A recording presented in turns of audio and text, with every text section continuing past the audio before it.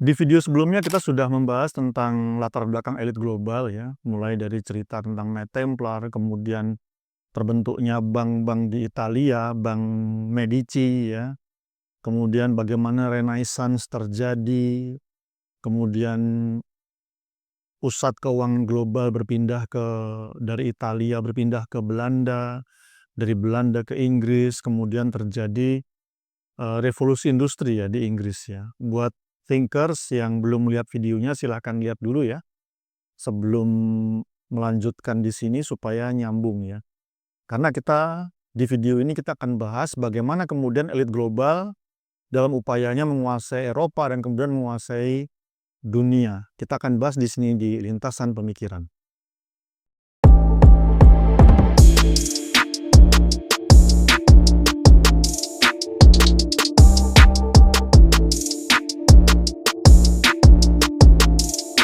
Assalamualaikum warahmatullahi wabarakatuh. Thinkers, kita akan lanjutkan pembahasan kita ke chapter yang keempat ya, yaitu tentang bagaimana elit global menguasai Eropa. Nah, sebagai pengingat ya, kita kemarin sudah bahas bahwa elit global ini ya dengan trauma masa lalunya, mereka kemudian menyimpulkan bahwa untuk bisa menguasai, mereka tuh harus punya agenda untuk menggeser dominasi gereja dan doktrin-doktrinnya, dan kemudian menggeser dominasi monarki ya yang ada di Eropa tentu saja. Nah, untuk urusan yang pertama yaitu menggeser dominasi gereja dan doktrin-doktrinnya, kemarin tuh sudah bisa dikatakan beres ya dalam video kemarin, yaitu dengan melalui terjadinya Renaissance ya. Yang mana Renaissance itu dibiayai oleh banyak pengusaha-pengusaha besar ya. Nah, pada kesempatan kali ini kita akan melanjutkan pembahasan mengenai bagaimana upaya elit global itu menggeser dominasi monarki-monarki yang ada ya. Maka kita akan lihat ini di gambar yang pertama ya, di video kita ini. Ini ada kita lihat ya, itu Eropa daratan ya.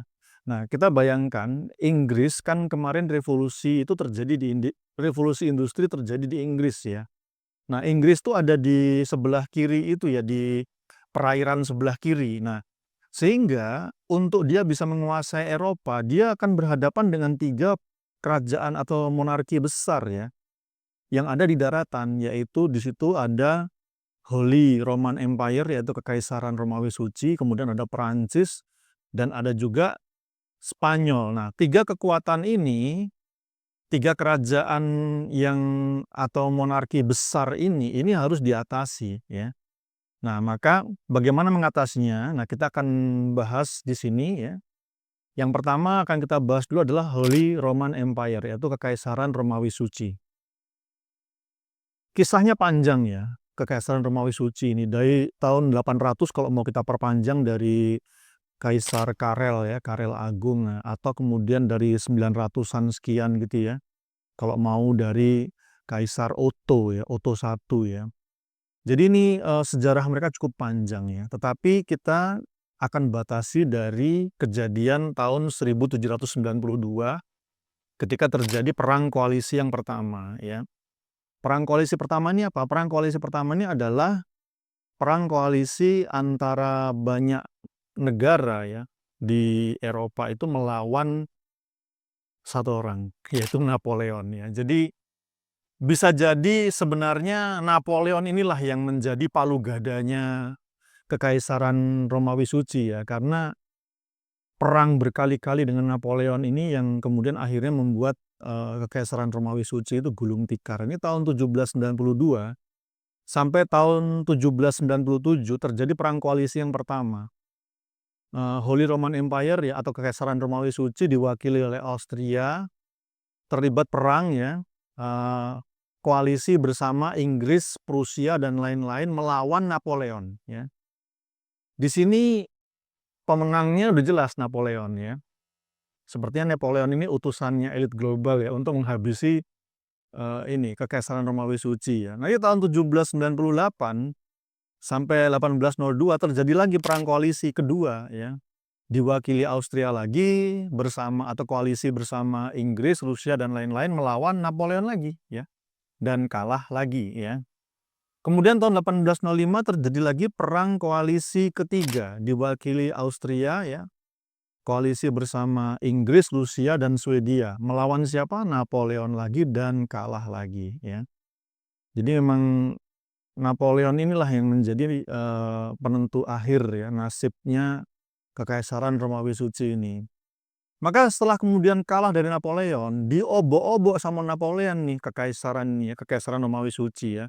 Dipecah-pecah, dikerdilkan oleh Napoleon, kerajaan-kerajaan yang Jerman dan sekitarnya, itu dibikinkan sebuah kerajaan dalam tanda petik konfederasi ya, baru, yaitu Konfederasi Rhin ya.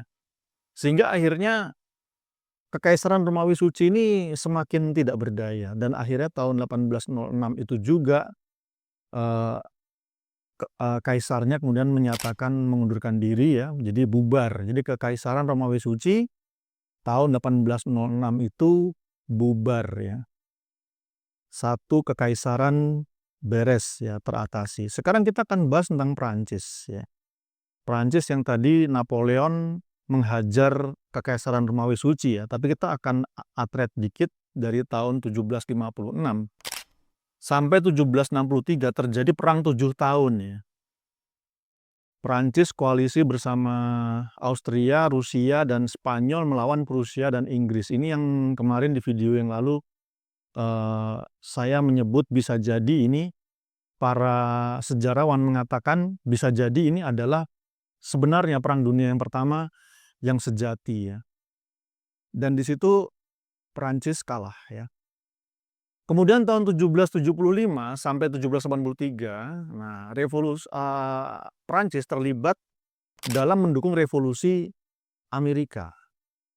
Melawan siapa? Melawan Inggris. Di sini Inggris kalah, artinya Amerika menang ya. Waktu itu Amerika mengumumkan kemerdekaannya ya. Artinya apa? Artinya Prancis dalam kubu Amerika itu menang, tetapi ini perang ini menyedot anggaran yang luar biasa ya. Belanja negara ya, kas negara itu kesedot habis-habisan ya. Sehingga akibatnya terjadi pergolakan justru di dalam negeri Prancis ya. Sehingga kemudian tahun 1789 terjadilah revolusi Prancis ya. Rajanya ketika itu Louis XVI dicopot dari kekuasaan, kemudian terbentuk monarki konstitusional ya. Jadi Raja Louis XVI itu cuma raja aja tapi udah nggak punya kekuasaan ya. Dan tahun 1792 terbentuklah Republik Prancis. Nah, tahun 1792 inilah baru kemudian nanti secara bersamaan itu timing masuknya Napoleon ya. Kemudian tahun 1793 itu Louis XVI dan istrinya Marie Antoinette ya, itu dieksekusi ya, pakai pisau guillotine ya. Dan mereka dieksekusinya itu selisih 9 bulan gak bareng, tapi di tahun yang sama ya.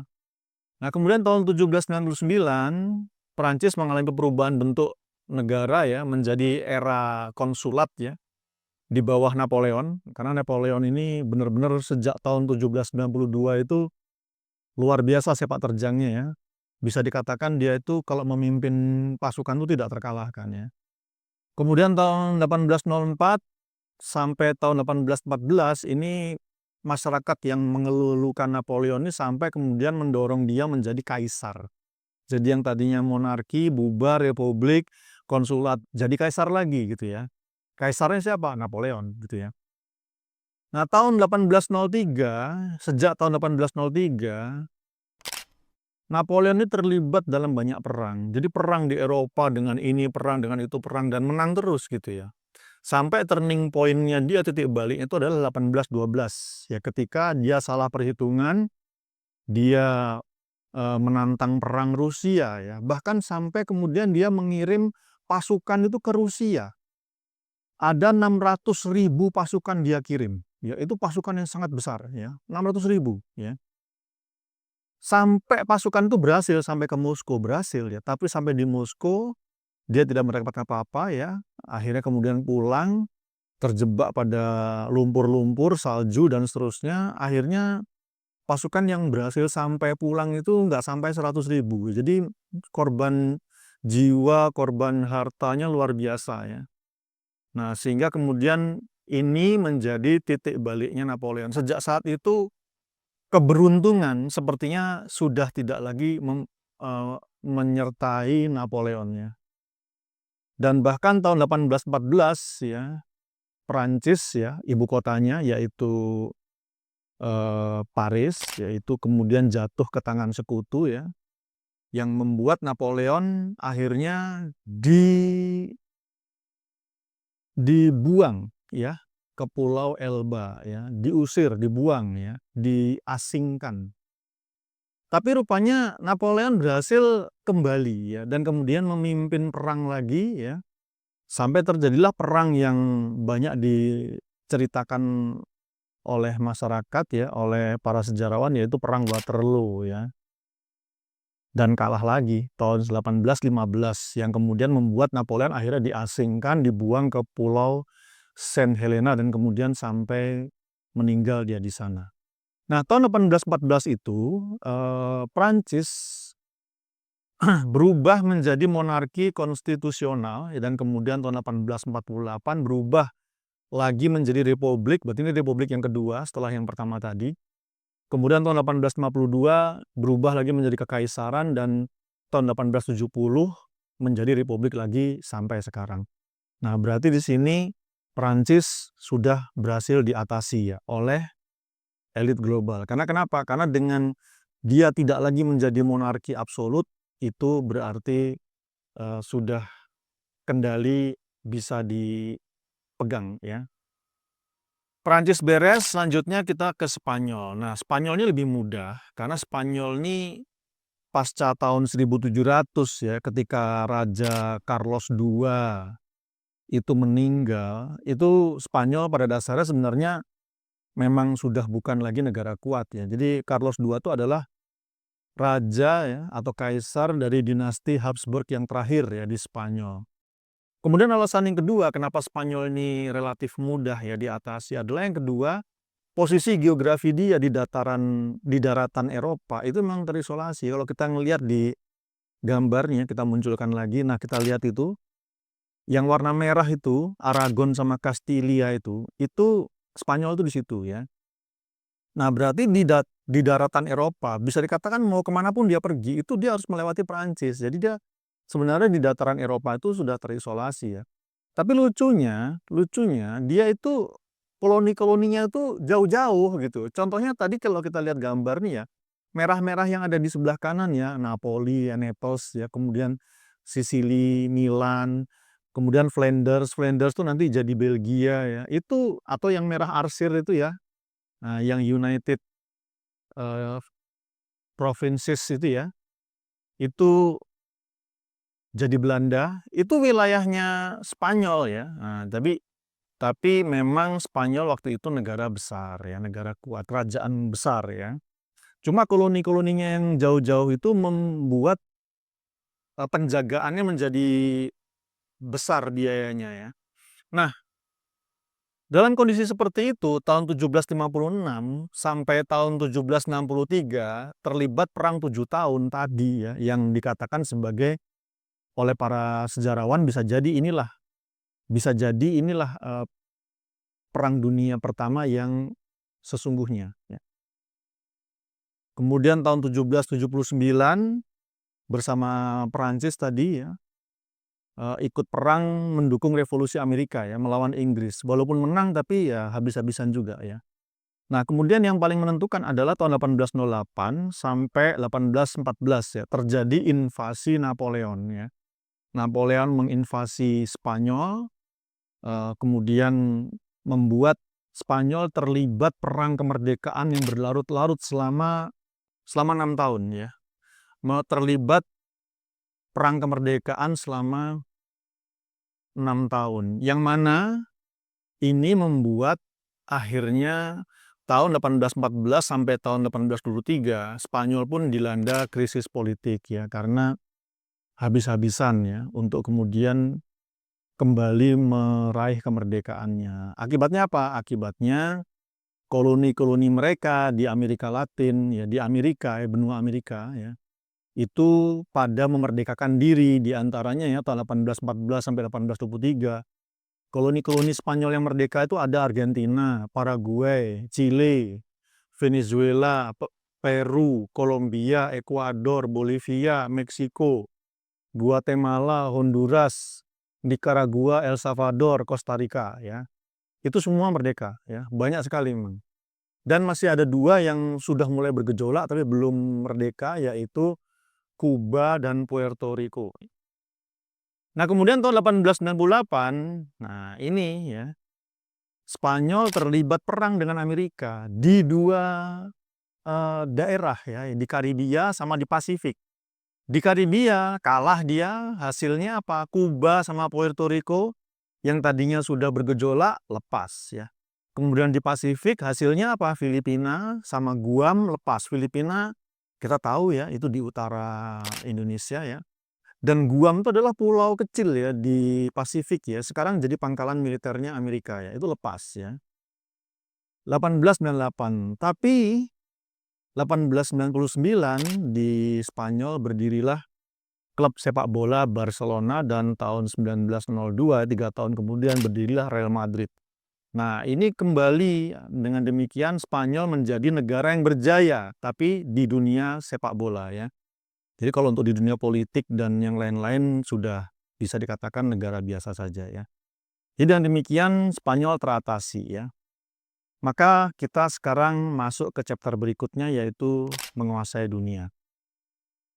Thinkers, kalau kita bicara untuk tentang menguasai dunia ya, maka ada 2 PR yang harus dilakukan oleh elit global di sini. Dan itu akan mereka lakukan. Yang pertama adalah menghancurkan monarki besar yang tersisa. Ya, supaya apa? Supaya karena tadi sudah revolusi industri, berarti apa? Butuh banyak sumber daya. Baik sumber daya manusia maupun sumber daya ini bahan baku. Dan kemudian nanti begitu dihasilkan barang, butuh pasar. Nah, maka kemudian monarki-monarki besar yang tersisa itu harus dihancurkan. Dan yang kedua, harus menyiapkan alat tukar ya, atau uang, alat tukar ya, global, yang itu berlaku global. Supaya apa? Proses eksploitasi tadi bisa berjalan lancar. Nah, untuk poin yang pertama, yaitu menghancurkan monarki-monarki besar yang tersisa, maka pada tahun 1800-an itu saya memasukkan ada 5 ya, monarki yang masih layak untuk diperhitungkan ya. Masih banyak sih monarki-monarki yang lain, tapi 5 ini yang saya pilih ya, yang memang cukup signifikan pengaruhnya. Yang pertama adalah Kekaisaran Rusia, kemudian ada Kekaisaran Tiongkok, ketiga ada Kesultanan Utsmani ya, keempat ada Kekaisaran Brazil, dan yang kelima ada Kekaisaran Jepang ya. Kita bahas satu-satu dari Kekaisaran Brazil yang paling gampang ya. Kekaisaran Brazil ini sejak tahun 1500-an itu mereka mulai diklaim oleh Portugis sebagai koloni mereka. Ya, dan kemudian ketika era muncul pergolakan-pergolakan di dunia, model-model kerajaan yang koloni-koloni itu dianggap sudah tidak layak lagi, sudah melewati zaman, ya sudah nggak zamannya lagi, dan di mana-mana terjadi pemberontakan. Maka daripada ini wilayah Kekaisaran Brazil ini memberontak duluan, maka kemudian muncullah ide dimerdekakan ya, kemerdekaan Brazil ya. Maka kemudian masuklah ke era kekaisaran. Dari yang tadi koloninya Portugis, mereka memerdekakan diri, kemudian masuk ke era kekaisaran ya. Tapi kaisarnya orang Portugis ya, dari dinasti Bragança, yaitu Dom Pedro I. Dia adalah putra Raja Joao dari Portugis. Tahun 1831, 9 tahun kemudian berarti, itu dia digantikan oleh putranya, yaitu Dom Pedro II ya. Yang kemudian tahun 1889 terjadi kudeta ya. Dom Pedro II ini dikudeta oleh Jenderal Deodoro de Fonseca ya, dan kemudian Kekaisaran Brazil berubah menjadi Republik Brazil ya. Revolusi ini terjadi termasuk mulus ya, tidak banyak pertumpahan darah, tidak ada bahkan mungkin, karena telah didahului oleh terjadi namanya revolusi pemikiran. Sejak awal 1800-an di Brazil itu telah dibangun banyak gereja-gereja Protestan ya, gereja Presbyterian, gereja Metodis, kemudian Anglikan, Anglikan dari Inggris ya. Kemudian banyak sekolah-sekolah dan rumah sakit-rumah sakit itu dibangun oleh Amerika dan Inggris. Yang mana kita tahu selain ini aksi sosial, pasti juga ada muatan-muatan ya gitu ya, meniup-niupkan isu-isu kemerdekaan. Sehingga kemudian revolusi pemikiran ini membuat terjadinya kudeta tadi berlangsung mulus ya. Berarti Brazil menjadi republik berarti beres ya. Kemudian yang kedua adalah Kekaisaran Jepang. Ceritanya sejak dari restorasi Meiji tahun 1868 ya. Ini memunculkan ambisi imperialisme. Mereka ingin membangun Kekaisaran Asia Timur Raya ya. Maka tahun 1895 Jepang terlibat perang dengan Cina ya. Perang Cina-Jepang yang pertama, dan Jepang menang ya, mendapatkan Taiwan ya. Tahun 1905 Jepang terlibat lagi perang dengan kali ini dengan Rusia. Dan hebatnya Rusia kalah. Nah, ini membuat Jepang tuh kayak lupa daratan ya. Dia ini merasa diri, wah, Rusia, dia bisa mengalahkan Rusia. Nah, ini besar kepala dia. Akibatnya apa? Akibatnya dia makin berani. Tahun 1937 dia terlibat perang dengan Cina lagi ya, perang Cina-Jepang yang kedua, dan ini sungguh sangat menguras logistik dan sekaligus menguras moralnya Jepang. Karena perang ini berlarut-larut ya, menghabiskan sumber daya ya yang luar biasa. Apalagi kemudian tahun 1941 Amerika, Inggris, Belanda sepakat menyetop ekspor minyak ke Jepang, dan ini membuat Jepang tuh panik ya, kalang kabut, dan akhirnya apa? Berpikir untuk menarget Asia Tenggara. Kenapa Asia Tenggara ini wilayah yang kaya ya?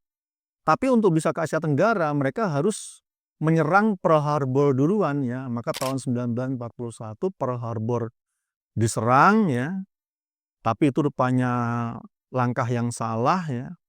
Malah Amerika ibaratnya kayak macan bangun tidur ya. Jadi membangunkan macan tidur ya. Maka kita semua sudah tahu apa yang terjadi tahun 1945, Hiroshima Nagasaki disikat ya. Akhirnya kemudian Jepang mengaku kalah, bertekuk lutut, dan tahun 1947 berubah menjadi monarki konstitusional sampai sekarang. Jadi raja itu cuma jadi simbol saja ya. Dengan demikian monarki absolutnya juga hilang. Kekaisaran Jepang beres. Selanjutnya kita beralih ke Kekaisaran Cina. Ini monarki ketiga yang kita bahas ya. Sebenarnya luar biasa Cina ini ya. Sejak bahkan tahun 221 sebelum Masehi, Cina itu sudah ada dan dalam bentuk monarki sudah ya. Jadi cukup panjang ya. Namun kita menyorot kejadian sejak tahun 1839 sampai 1842 itu terjadi perang candu. Perang candu ini reaksi dari Cina karena nggak suka dengan kelakuan Inggris yang kemudian berjualan candu ya, opium ya, ganja atau opium ya, pokoknya candu ya. Di Cina dalam rangka memang targetnya untuk melemahkan generasi muda Cina ya. Nah, tapi perang candu ini kalah rupanya Cina itu, akibatnya Hong Kong lepas ya. Plus sama 5 pelabuhan juga lepas ya. Kemudian tahun 1856, 1860 ya, terjadi lagi perang candu yang kedua ya. Kalah lagi, makin banyak pelabuhan-pelabuhan asing dibuka ya, beroperasi di Cina ya. Kemudian tahun 1894 sampai 1895 terjadi tadi perang Cina sama Jepang yang pertama tadi. Cina kalah ya, dan itu benar-benar membuat keuangan kerajaan atau kekaisaran itu benar-benar porak-poranda ya. Maka muncullah tahun 1895 itu gerakan revolusioner ya. Kalau kita tahu ya, Dr. Sun Yat-sen itu ya. Kemudian, tapi itu masih di bawah tanah, baru kemudian membentuk gerakan yang sesungguhnya adalah tahun 1905 Dan kemudian tahun 1911 akhirnya dinasti Qing ya, ketika itu runtuh. Kalau thinkers sekalian pernah nonton ya film tentang Puyi ya, Puyi itu kaisar yang terakhir ya dari dinasti Qing ya. Itu kasihan sekali ya kalau saya melihat filmnya itu sedih ya, ngelihat bagaimana akhir cerita dari dinasti Qing ya, yang diwakili saat itu oleh kaisarnya Puyi itu ya. Maka setelah kekaisaran Qing runtuh, kemudian tahun 1912 sampai 1927 Cina berubah menjadi republik ya. Namun tahun 1921 ya, saat masih republik tadi itu ada sebuah partai yang didirikan yaitu Partai Komunis. Nah, ini dia. Yang mana kemudian Partai Komunis ini bergerak dan akhirnya tahun 1927 terjadilah revolusi komunis, perang saudara. Partai Komunis ini dipimpin oleh Mao Zedong ya. Nah, kita sudah tahu ya ceritanya. Dan akhirnya tahun 1949 Cina resmi menjadi negara komunis ya. Sampai sini targetnya elit global berhasil ya. Walaupun nanti ternyata Cina rupanya tidak titik, rupanya ini masih koma, nanti ada kelanjutan sejarahnya. Tapi saat itu elit global sudah menganggap ini sudah cukup ya. Berarti kenapa cukup? Karena negara itu ketika menjadi negara komunis itu bisa dipastikan dia akan menjadi negara gagal. Jadi tidak akan menjadi masalah ya. Kemudian kita beranjak yang keempat itu Kekaisaran Rusia ya. Tahun 1721 sampai 1917 Rusia sebenarnya sudah berbentuk kekaisaran ya, monarki ya. Nah, namun di tengah-tengah kejadian itu, di tengah-tengah era itu, tahun 1848 terbitlah buku The Communist Manifesto ya oleh Karl Marx dan Friedrich Engels ya. Dan tahun 1867 buku Das Kapital terbit ya. Ini karya Karl Marx ya. Dan tahun 1872 tadi The Communist Manifesto itu diterjemahkan ke bahasa Rusia, dan tahun 1880-an Marxisme mulai menyebar ya di Rusia, dan tahun 1890 bisa dikatakan Marxisme sudah populer ya. Nah, dalam kondisi seperti itu, Marxisme menjadi bahan pembicaraan di tengah-tengah rakyatnya.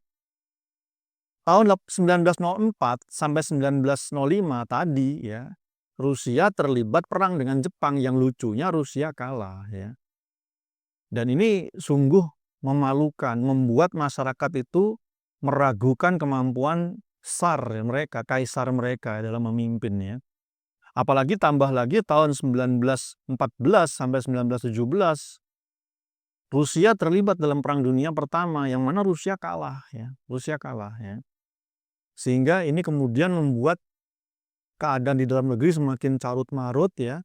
Dan itu dimanfaatkan oleh tadi ya, gerakan komunis tadi, yang mereka berhasil melakukan revolusi di bulan Oktober tahun 1917. Ya, ini disebut revolusi Bolshevik ya, dipimpin oleh Vladimir Lenin. Tapi rupanya namanya komunis ya, tahun 1917 sampai 1922 perang saudara terjadi antara Bolshevik sama anti-Bolshevik ya.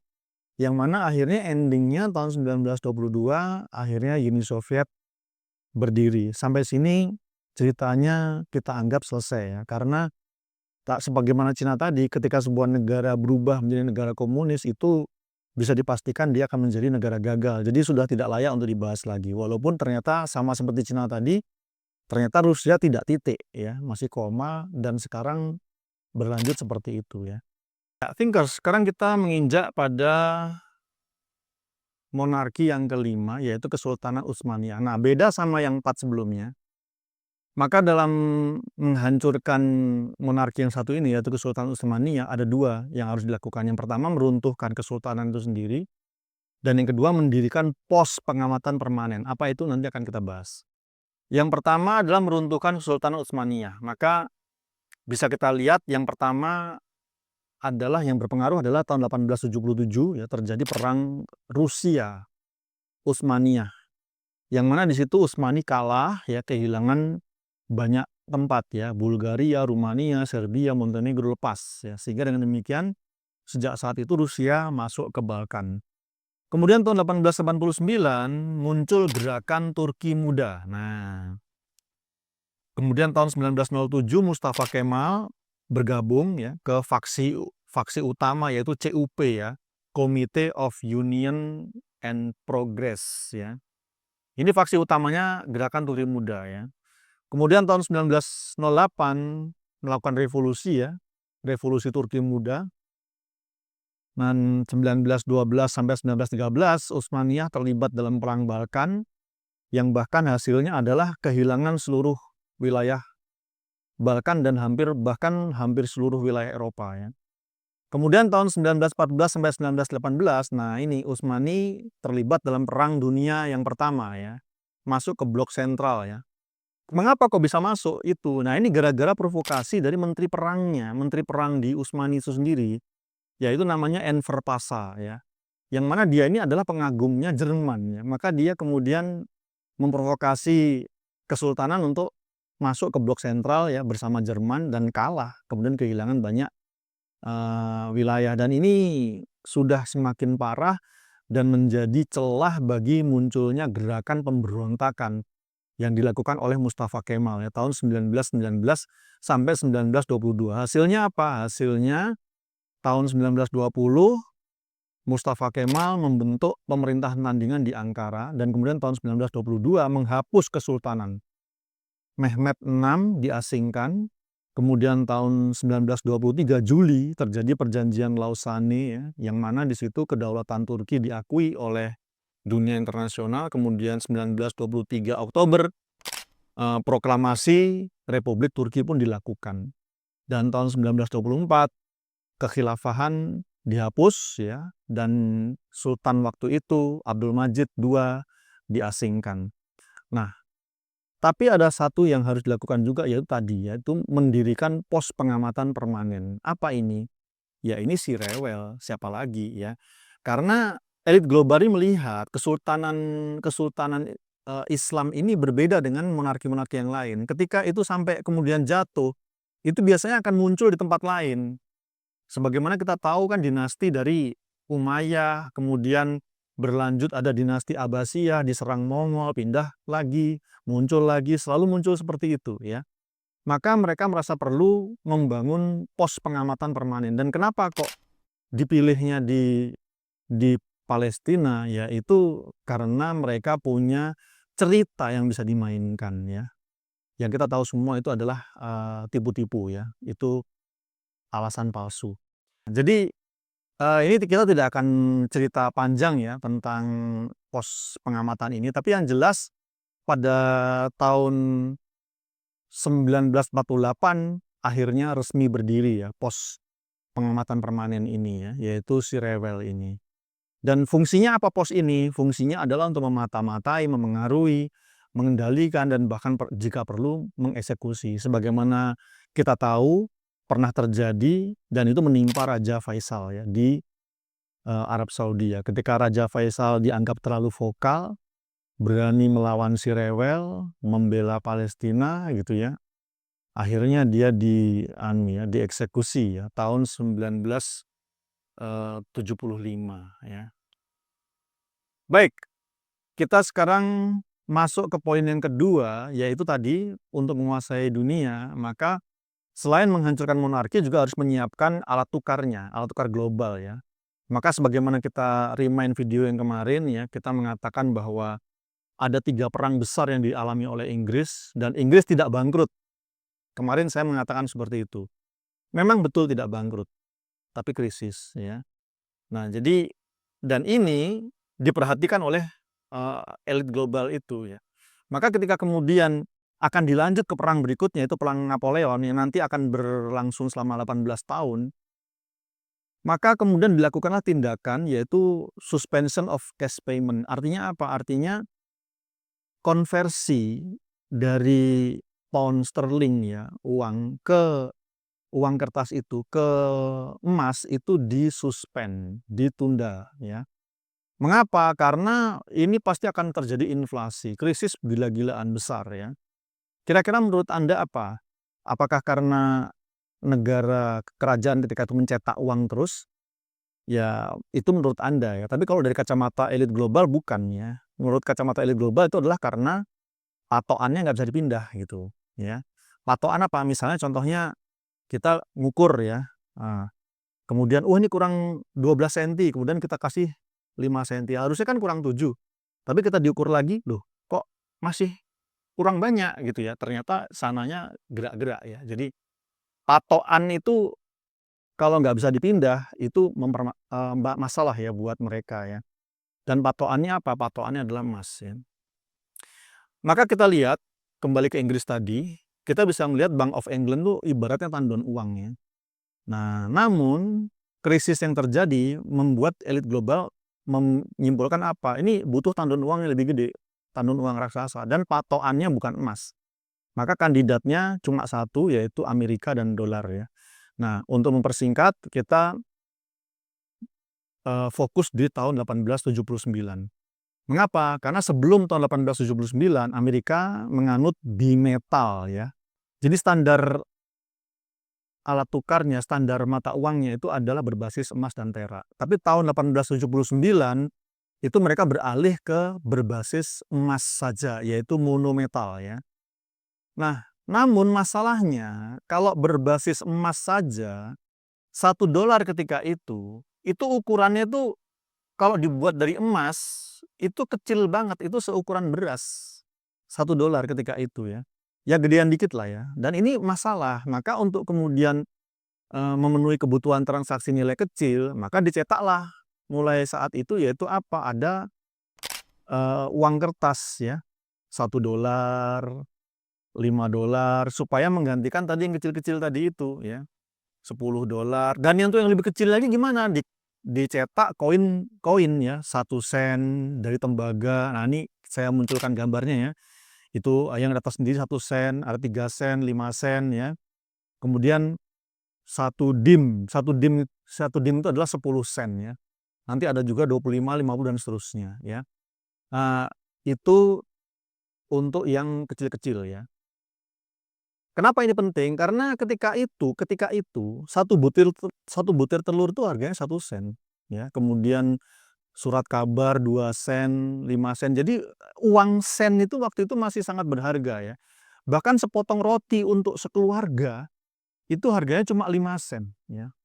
Kemudian hotel semalam untuk kelas pekerja itu 25 sen ya, sampai 50 sen. Jadi saat itu $1 saat itu kira-kira kalau sekarang itu seperti 30 sampai $35 saat ini, alias $1 saat itu seperti saat ini seperti 500 sampai 575.000 rupiah ya.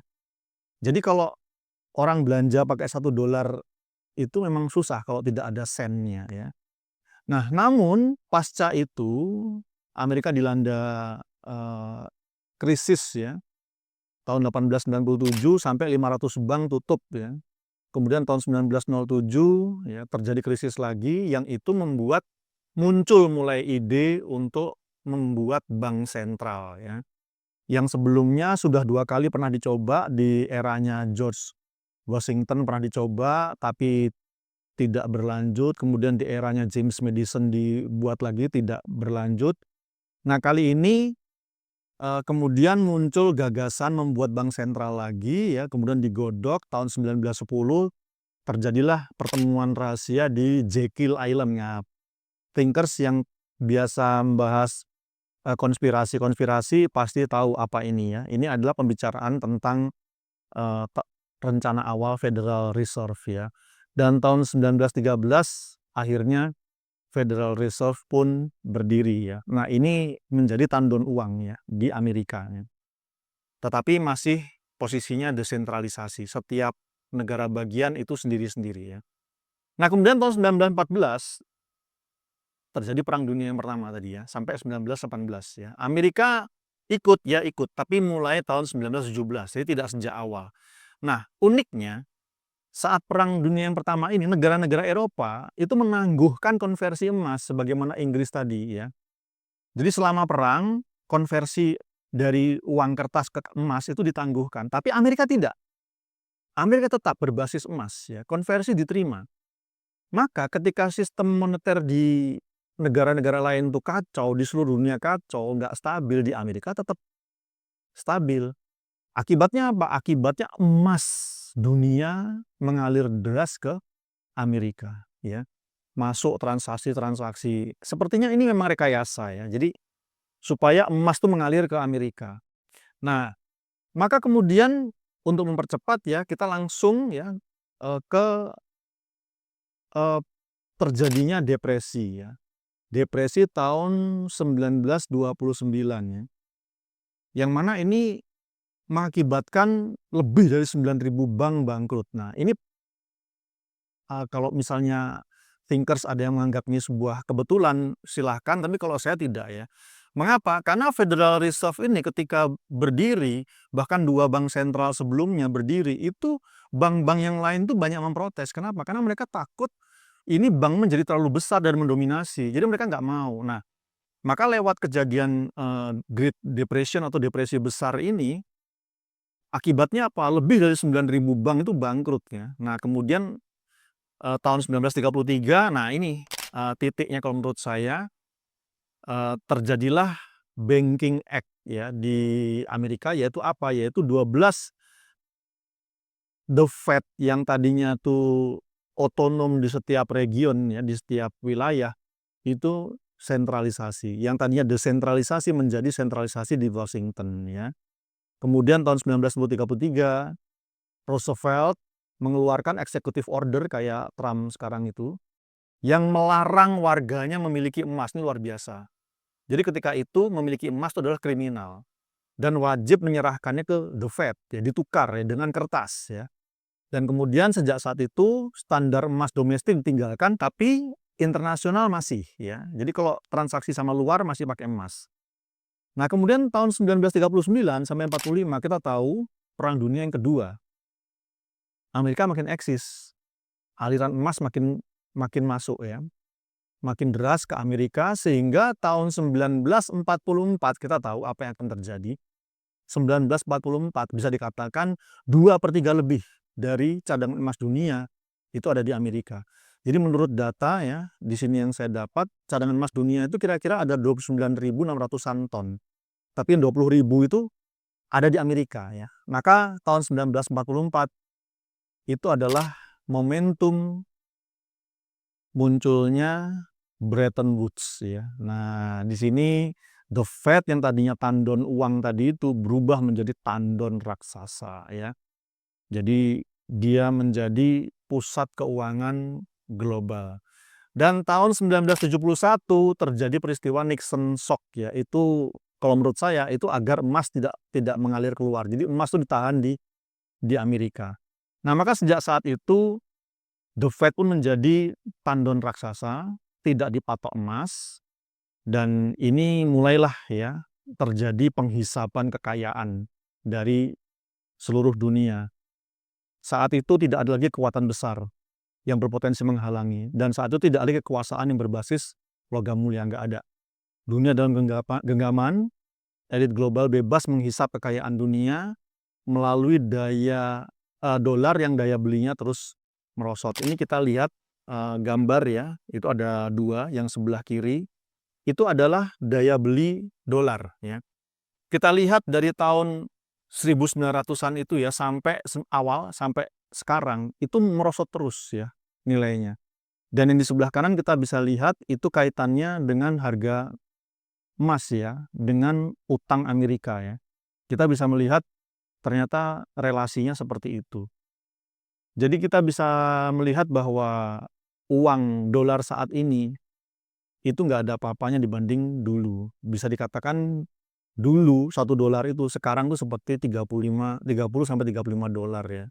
Dengan demikian berarti walaupun orang-orang itu masih menggunakan dolar, angkanya tidak berubah, tapi nilainya berubah, daya belinya berubah, ya.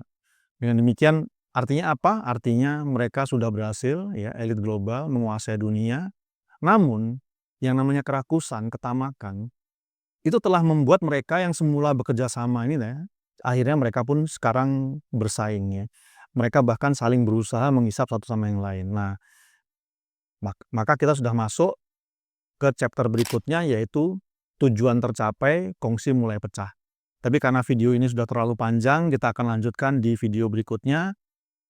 Kalau ada masukan-masukan, kalau ada barangkali pemikiran yang berbeda, silakan disampaikan di komentar. Siapa tahu memang ada sisi yang lolos dari pengamatan saya. Assalamualaikum warahmatullahi wabarakatuh.